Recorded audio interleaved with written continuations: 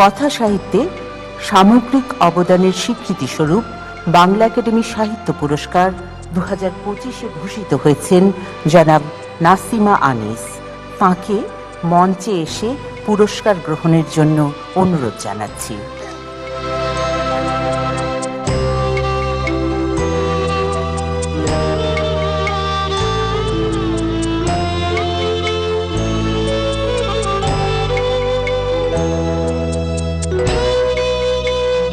প্রবন্ধ গদ্যে সামগ্রিক অবদানের স্বীকৃতিস্বরূপ বাংলা একাডেমি সাহিত্য পুরস্কার 2025-এ ভূষিত হয়েছেন জনাব সৈয়দ আজিজুল হক।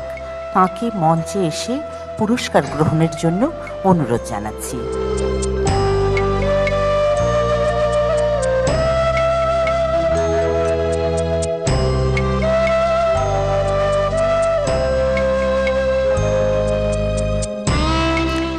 শিশু সাহিত্যে সামগ্রিক অবদানের স্বীকৃতিস্বরূপ বাংলা একাডেমি সাহিত্য পুরস্কার 2025-এ ভূষিত হয়েছেন জনাব হাসান হাফিজ।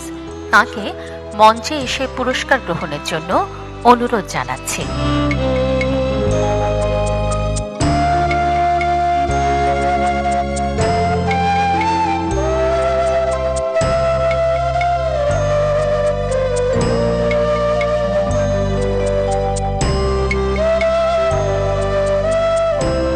ইলেকট্রা এয়ার কন্ডিশনার কম বিদ্যুৎ খরচে দেবে অধিক শীতলতা আর সেভিংসও হয়ে যাবে। তাই অনুবাদে সামগ্রিক অবদানের স্বীকৃতিস্বরূপ বাংলা একাডেমি সাহিত্য পুরস্কার 2025-এ ভূষিত হয়েছেন জনাব আলী আহমদ।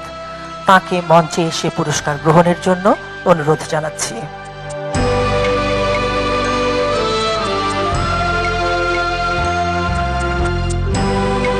গবেষণায় সামগ্রিক অবদানের স্বীকৃতিস্বরূপ বাংলা একাডেমি সাহিত্য পুরস্কার 2025-এ ঘোষিত হয়েছেন জনাব মুস্তাফা মজিদ এবং জনাব ইসরাইল খান।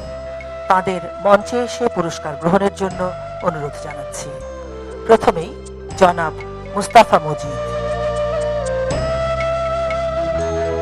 এবার জনাব ইসরাইল খানকে মঞ্চে এসে পুরস্কার গ্রহণের জন্য অনুরোধ জানাচ্ছি।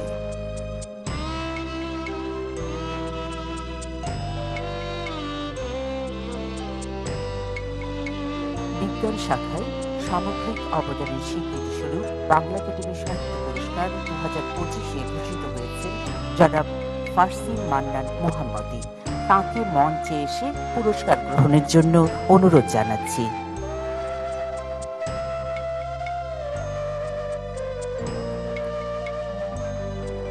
মুক্তিযুদ্ধ বিষয়ে সামগ্রিক অবদানের স্বীকৃতিস্বরূপ বাংলা একাডেমি সাহিত্য পুরস্কার 2025-এ ভূষিত হয়েছেন জনাব মইদুল হাসান।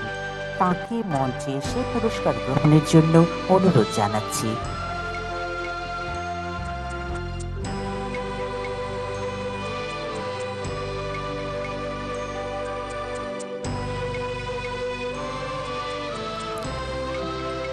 এবার মাননীয় প্রধানমন্ত্রী জনাব তারেক রহমান এমপি এবং মঞ্চে উপবিষ্ট সুধীজনের সঙ্গে পুরস্কার প্রাপ্তদের সম্মিলিত আলোকচিত্র গ্রহণ করা হবে।